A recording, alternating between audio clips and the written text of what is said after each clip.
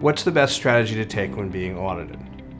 So the first thing that we say to our clients is that you have the advantage in an audit. The advantage that you have in an audit is, number one, you're the taxpayer, and number two, you have access to all the documents.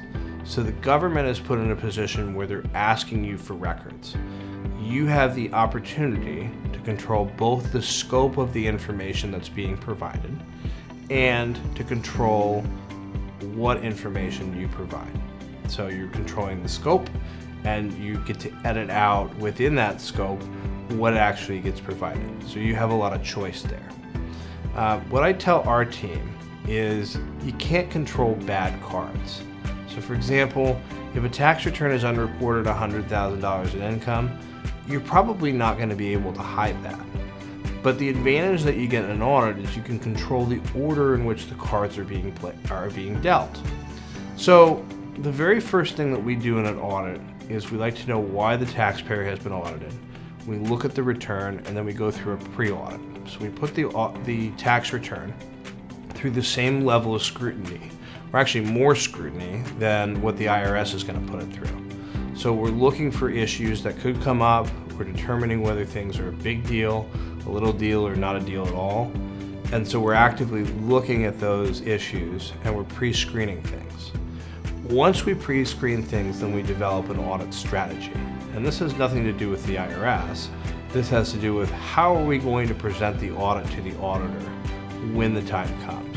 So for example, in the case of somebody unreporting $100,000 in income, the first question is the auditor going to find it? If the auditor is going to find it, then there's no reason to try and hide the ball with it. So it's to the advantage of the client in that situation to just come out and admit that there's been $100,000 that have underreported. The reason for that is by coming out in the beginning and saying that, you're going to avoid all the penalties, you're going to avoid all the presumptions that the auditor has that it was been done fraudulent, and you're going to get yourself out of much more than you would by trying to hide the ball on $100,000. If there are things that you can hide the ball from the auditor on, then you're going to present things strategically. So for example, if you're missing receipts, then if you're missing some receipts, then you'll provide a general sample. Or if one tax year looks better than the other, you'll present the 18 data versus the 17 data, or vice versa.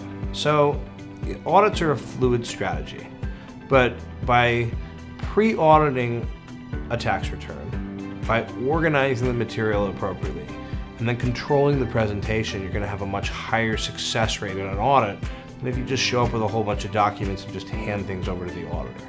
The most important thing that you can do from in an audit from a strategic perspective is to control the flow of information, control the pace of the audit, and to move the auditor through the playing field as you think they should move, not to have them dictate how the audit goes.